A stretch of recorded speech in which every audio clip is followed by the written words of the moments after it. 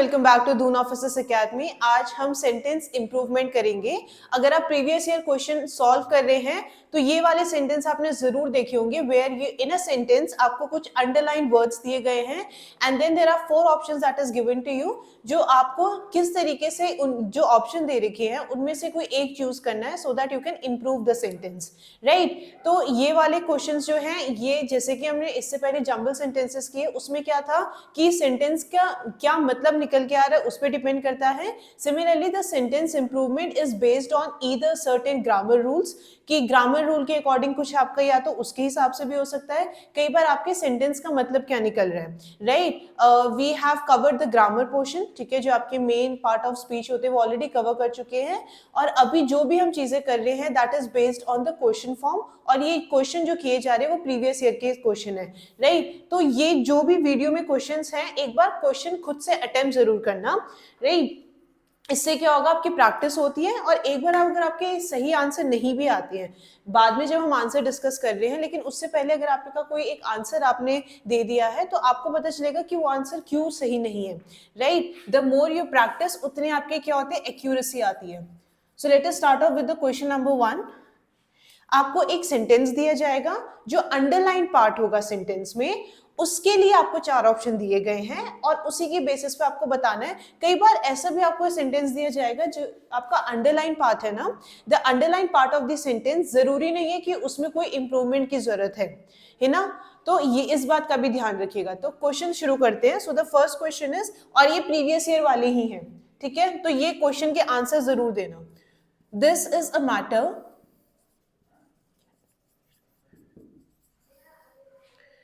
I would rather not talk about। अगर आपने adverb पढ़े हैं तो उसमें rather है ना, इन सब के आप कब यूज करते हो, क्या बताते हैं, क्यों यूज करते हो, ये सब ऑलरेडी कवर हो चुका है। तो बहुत सारे क्वेश्चन जो है वो आपके कई बार ग्रामर के रूल के बेसिस पे भी आप उसका सही आंसर निकाल लेते हो और कई बार सेंटेंस का मतलब क्या निकल रहा है उसके बेसिस पे भी। This is a matter I would rather not talk about, ठीक है। अब ये जो अंडरलाइन पार्ट है उसके लिए आपको ऑप्शन दे रखे हैं। पहला ऑप्शन क्या है, of which I would rather not talk about,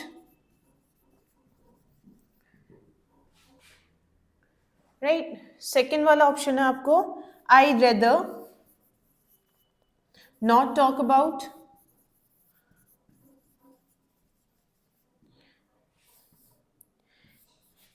then I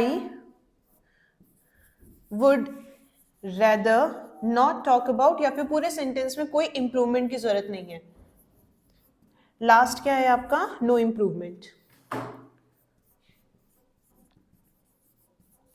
अब सेंटेंस में बोल क्या रहे हैं, this is the matter, this is a matter I would rather not talk about, ठीक है।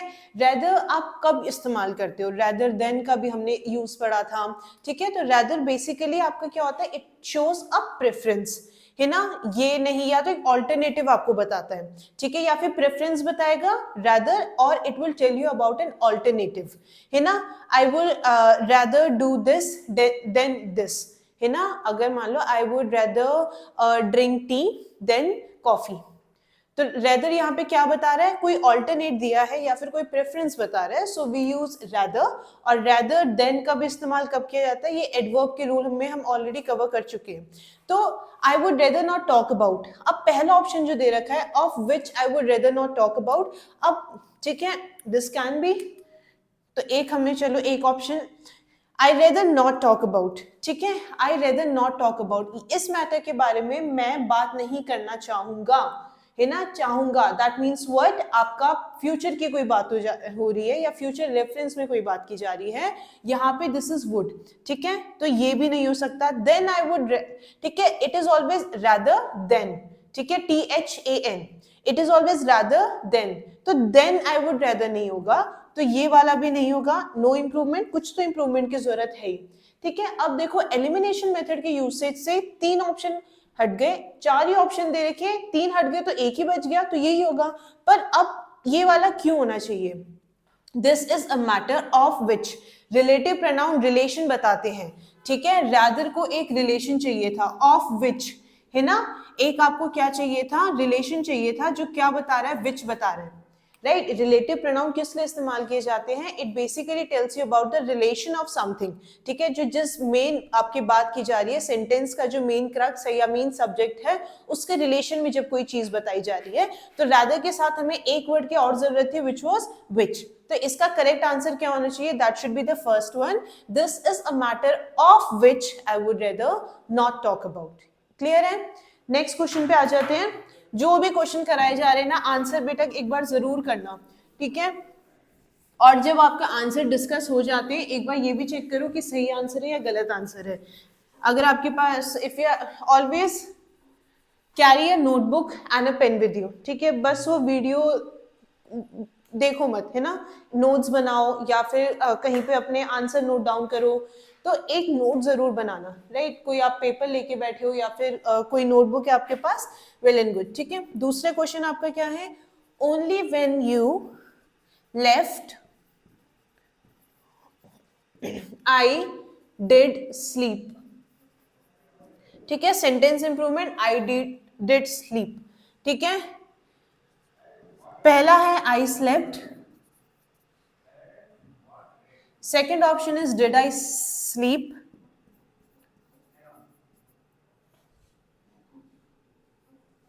सी had I slept, और एल्स इस सेंटेंस में कोई इंप्रूवमेंट की जरूरत नहीं है।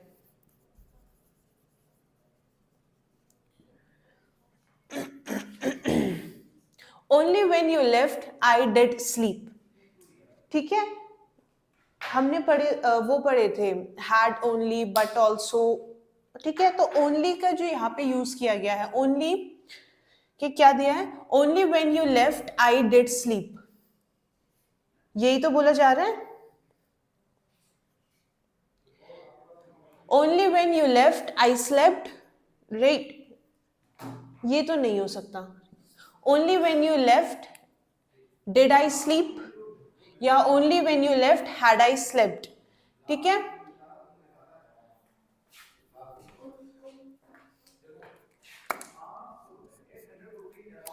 ओनली व्हेन यू लेफ्ट, ये वाला जो सेंटेंस है ये आपका किस में होगा, सिंपल पास्ट में होगा, राइट। तो नो इंप्रूवमेंट तो नहीं हो सकता, या फिर क्या, हैड आई स्लेप्ट आपका क्या हो गया, पास्ट परफेक्ट में हो गया, तो ये वाला ऑप्शन भी नहीं है, right.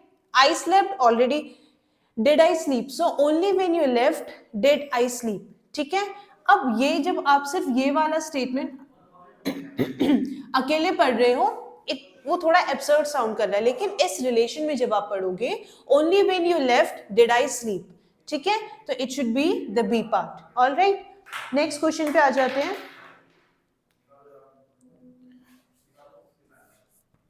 I will be happy if you will buy me apples. अब इसके ऑप्शन आपको क्या है, so the first option is by, second option है आपका बॉट, थर्ड ऑप्शन है will be buying,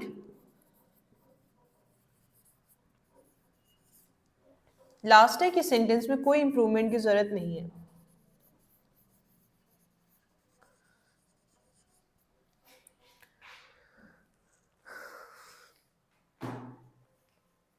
I will be happy if you will buy me apples, right. अब देखो विल आ गया, इसका मतलब क्या है, फ्यूचर की बात की जा रही है। तो अब जब इस वाले उससे पता चल गया कि ऑलरेडी फ्यूचर में कोई एक्शन होने वाला है, आई will be happy if you will buy, क्या होना चाहिए यहाँ पे, विल की जरूरत नहीं थी यहाँ पे, ठीक है। तो नो इंप्रूवमेंट वाला तो नहीं हो सकता, डी के नॉट बी दी ऑप्शन। और क्या बचा है, आई will be happy if you bought me apples, या फिर if you will be buying, ये चीज जो है आपका अंडरलाइन पार्ट जो है वो आपका फ्यूचर टेंस में नहीं होना चाहिए, तो आपका सी पार्ट भी क्या हो गया, एलिमिनेट हो गया। दो ऑप्शन बचते हैं, I will be happy if you brought me apple, है ना, I will be happy if you buy me apples, right. तो ये जो आपका फ्यूचर टेंस चल रहा है उसी का कंटिन्यूएशन है यहाँ पे, तो उसके साथ आप क्या लगाओगे, बाय लगाओगे। ठीक है, यहाँ पे आपके फ्यूचर परफेक्ट की बात नहीं की जा रही है, इट इज, तो यहाँ पे ब्रॉड भी नहीं हो सकता। तो आपका आंसर क्या होना चाहिए, I will be happy if you buy me apples. ठीक है, नेक्स्ट क्वेश्चन देखते हैं। ऐसे क्वेश्चन हमेशा आते हैं, नंबर ऑफ क्वेश्चंस जो है वो हमेशा वेरी करते हैं, कई बार 10 क्वेश्चन आ जाते हैं, कई बार 8 क्वेश्चन आते हैं। ठीक है, और आपके पैसेज वगैरह भी आते हैं, राइट, पैसेज आपके कम से कम 2-3 तो आते ही हैं। आपका सीडीएस लेवल की बात करें, एनडी में भी आपके पैसेज आते हैं। नेक्स्ट क्वेश्चन आपका क्या है, I am looking forward to joining your organization.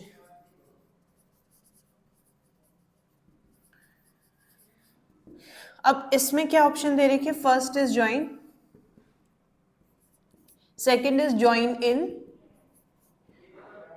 Third is having joined, then the last D option is no improvement.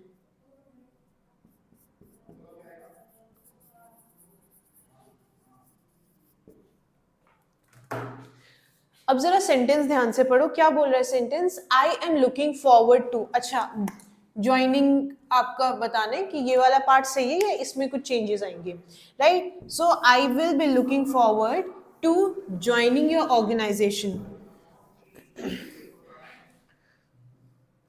आपको टेंसेस में एक बात कही गई थी कि आप to plus infinitive form use किया जाता है, आईएनजी फॉर्म की जरूरत नहीं है, तो नो इम्प्रूवमेंट तो नहीं हो सकता। ठीक है, I am looking forward to having joined. अब देखो सेंटेंस क्या बोल रहा है, लुकिंग फॉरवर्ड टू, है ना, मतलब कोई चीज जो फ्यूचर में होने वाली है अभी हुई नहीं है, तो सी भी ऑप्शन नहीं हो सकता।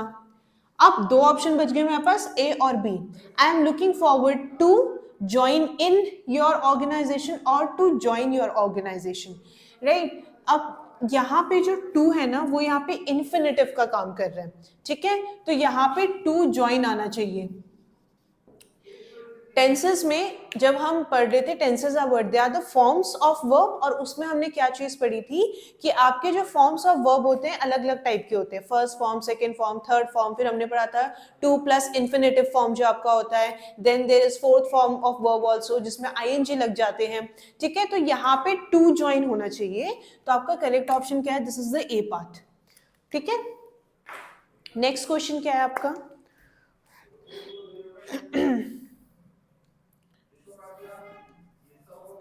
as the parties failed to reach any agreement,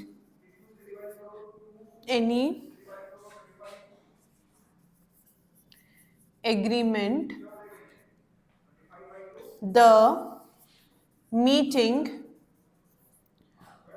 broke through.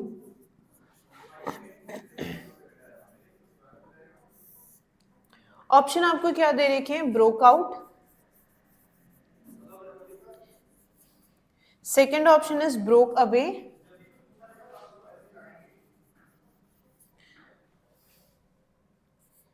Broke up, last है आपका कि सेंटेंस में कोई इंप्रूवमेंट की जरूरत नहीं है, नो इंप्रूवमेंट।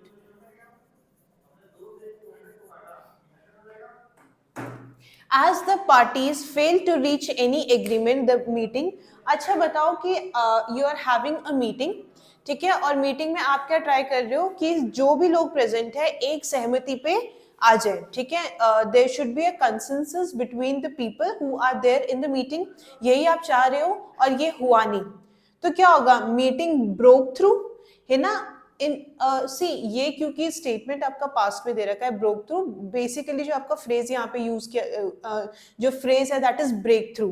ठीक है, ब्रेक थ्रू का मतलब क्या होता है कि कोई न्यू आपके ब्रेक थ्रू पॉइंट, अगर मतलब मान लो कि दो लोग हैं जो बिल्कुल बात ही नहीं कर रहे हैं, ठीक है भाई, एक रूम में बैठे हैं बट एक दूसरे से बात बिल्कुल नहीं कर रहे, लेकिन अचानक क्या हुआ कि कोई एक अचानक से क्या हुआ कि कोई बच्चा जो है भागते हुए आया, ठीक है, तो दोनों और उसको तो दोनों उसके पास गए उसकी हेल्प करने के लिए, तो अभी तक वो कोई बात नहीं कर रहे थे, लेकिन एक उनके बीच में ऐसी बात हुई कि जिसकी वजह से दोनों साथ में आ गए, so that is breakthrough. ठीक है, ब्रेक थ्रू के यहाँ पे ब्रेक थ्रू तो यहाँ पे यूज नहीं होना चाहिए, राइट। ब्रोक आउट, अब देखो इसमें they fail to reach any agreement, है ना, मतलब अभी तक उनके बीच में कोई सहमति नहीं हुई है, राइट। अगर सहमति नहीं हुई तो मीटिंग क्या होगी कि भाई मीटिंग डिस्पर्स हो जाएगी, है ना, लोग भाई पहले अगर कोई एग्रीमेंट नहीं है तो लोग क्या करेंगे भाई, वापस अपनी अपनी जगह चले जाएंगे, तो ब्रेकआउट नहीं होगा, ठीक है। ब्रोक अवे, है ना, ब्रोक अवे या फिर ब्रेक अवे का मतलब होता है कोई चीज जो टूट गई है ना, तो इसका फ्रेजल वर्ब कुछ नहीं है, ब्रेक अवे नहीं, कोई फ्रेजल वर्ब यहाँ पे इसकी जरूरत नहीं थी। फिर आ जाता, अच्छा ब्रेक थ्रू का मतलब अभी हमने समझा, तो नो इंप्रूवमेंट भी नहीं हो सकता। एक ऑप्शन बच गया broke up, basically this is when you break up something, तो इसका मतलब क्या है, चीजें क्या हुई, अलग हो गई हैं, ठीक है, या फिर चीजें क्या है वो सेपरेट हो गई हैं, राइट। तो अगर मीटिंग नहीं हुए तो लोग क्या होंगे, अलग अलग, they will separate out, right. तो आपका सही आंसर क्या होना चाहिए, सी पार्ट, ठीक है, broke up, right. Next question क्या है,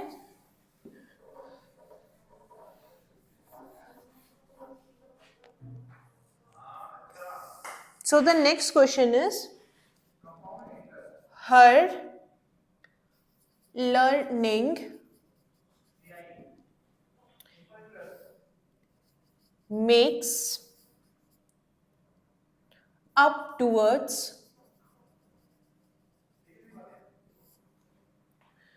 her want of beauty।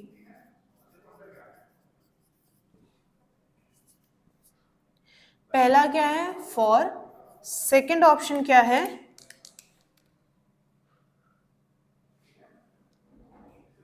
To, against, या फिर पूरे सेंटेंस में कोई इंप्रूवमेंट की जरूरत नहीं है।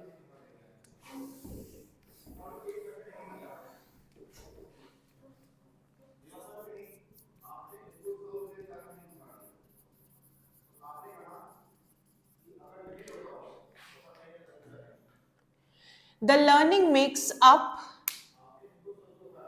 towards her want of beauty। The learning makes up towards her want of beauty। क्या टूवर्ड्स की जरूरत थी इसमें, अब देखो this is a positive sentence, तो यहाँ पे अगेंस्ट वर्ड नहीं होगा, क्योंकि अगेंस्ट क्या है, it has a negative meaning, तो अगेंस्ट नहीं हो सकता, ठीक है। और जब हम कंजंक्शन पढ़ रहे थे तो हमने फॉर का मतलब क्या पढ़ा था, फॉर का बेसिकली मतलब क्या होता है, या फिर लिटरल सेंस में इसका मतलब होता है बिकॉज, या फिर क्या हो गया, सिंस हो गया, ठीक है। Her learning makes up for her want of beauty, ठीक है, यहाँ पे क्या रीजन दे रहे हैं ना हम, राइट। और जब भी हम किसी चीज के रीजन देते हैं तो उसमें हम क्या लगाते हैं, वी यूज फॉर, ठीक है। आपके को रिलेटिव हमने कंजंक्शन पढ़े थे, है ना, तो आपके बहुत सारे हमने सबऑर्डिनेट कंजंक्शन पढ़े थे, तो उसमें क्या था, और एक आपके फिर था कि फैन बॉयज करके एक शॉर्ट फॉर्म था, राइट। तो इसीलिए जो भी आप वीडियोस देखते हैं ना, तो उससे पहले वाली जो चीजें ऑलरेडी हो चुकी है वो एक बार जरूर देखना वीडियो, तो इससे क्या होता है आपकी थोड़ी क्लैरिटी मिलती है, राइट। क्योंकि वेन एवर वी टॉक, जो ये फॉर है या जो भी है, this is in reference to the video of conjunction, है ना, पुरानी वीडियो के रेफरेंस में, तो वीडियो जरूर देखना, जो भी आपकी पहली वाली वीडियोस होती है ना वो जरूर देखना, ठीक है। तो आपका करेक्ट आंसर क्या होना चाहिए, ए पार्ट फॉर। नेक्स्ट क्वेश्चन आपका क्या है, ही is definitely the cleverer among the two. पहला ऑप्शन क्या है, इन, सेकंड ऑप्शन है आपका ऑफ, थर्ड ऑप्शन है देन, डी क्या है आपका कि सेंटेंस में कोई इंप्रूवमेंट की जरूरत नहीं है।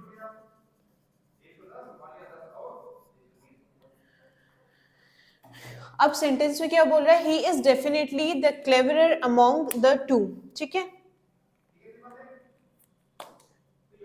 एडजेक्टिव में क्लेवरर क्या है, कौन सी डिग्री है, कंपैरेटिव डिग्री है, ठीक है, तो ये कंपैरेटिव डिग्री। अच्छा, और हमने अमोंग और बिटवीन का डिफरेंस ऑलरेडी पढ़ा था। अमोंग हम कब यूज करते हैं, दो से ज्यादा के बारे में बात की गई है तो इतना, और ठीक है, अगर दो लोगों के बीच के बारे में बात की होती तब बिटवीन आता, तो अमोंग तो यहाँ पे नहीं हो सकता, तो डी ऑप्शन नो इम्प्रूवमेंट तो नहीं हो सकता, ठीक है, राइट। अगर यहाँ पे बिटवीन दे रखा होता तब हम शायद नो इम्प्रूवमेंट कर सकते थे, लेकिन ऑप्शन में आपको बिटवीन कहीं नहीं दिया, right. So he is definitely the cleverer among the two, ठीक है। अब देखो यहाँ पे ना कंपैरेटिव डिग्री तो यूज की गई है, लेकिन आपको क्या बोला कि दोनों में से जिसके बारे में बात की जा रही है, मान लो ए और बी कोई लड़के हैं और हम ये बोल रहे हैं कि ए जो है वो बी से ज्यादा क्लेवर है, इस सेंटेंस का सेंस ये निकल के आ रहा है, तो आपका इन नहीं हो सकता, ठीक है।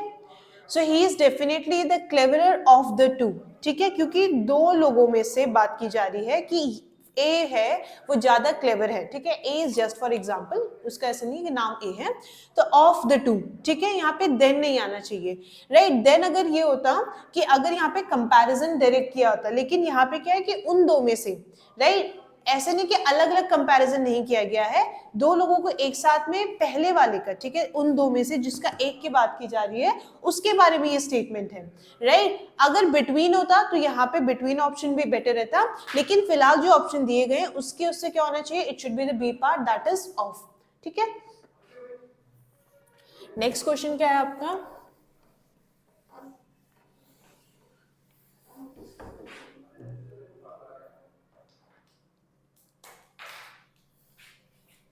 next question is he is resembling his father। Option आपको क्या दे रखे हैं, हैज रिजेंबल्ड, सेकेंड ऑप्शन आपका क्या है, was resembling, then it is resembles, last आपका क्या है कि सेंटेंस में कोई इंप्रूवमेंट की जरूरत नहीं है,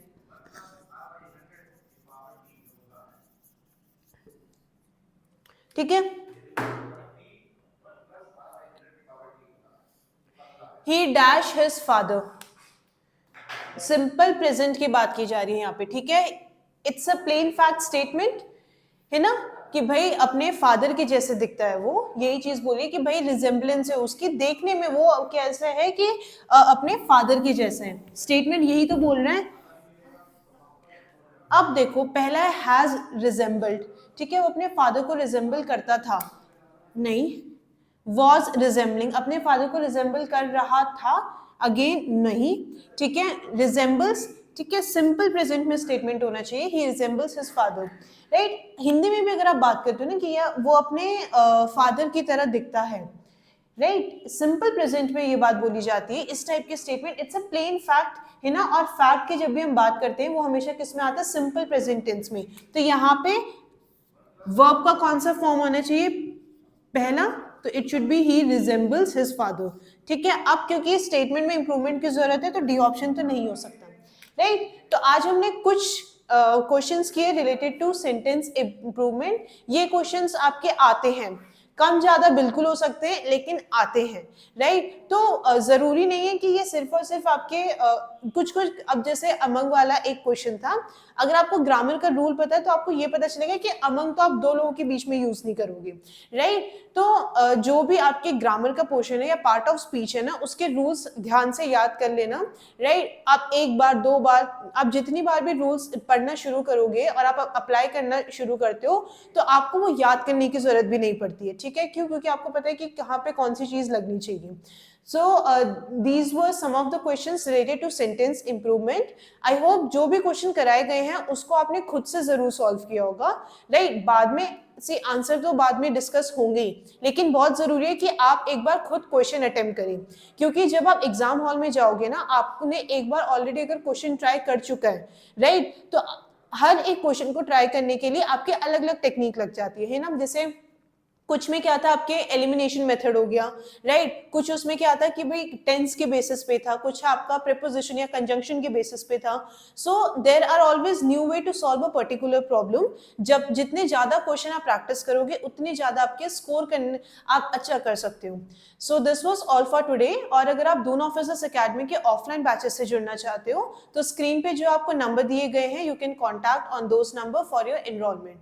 So thank you everyone and have a good day to you all.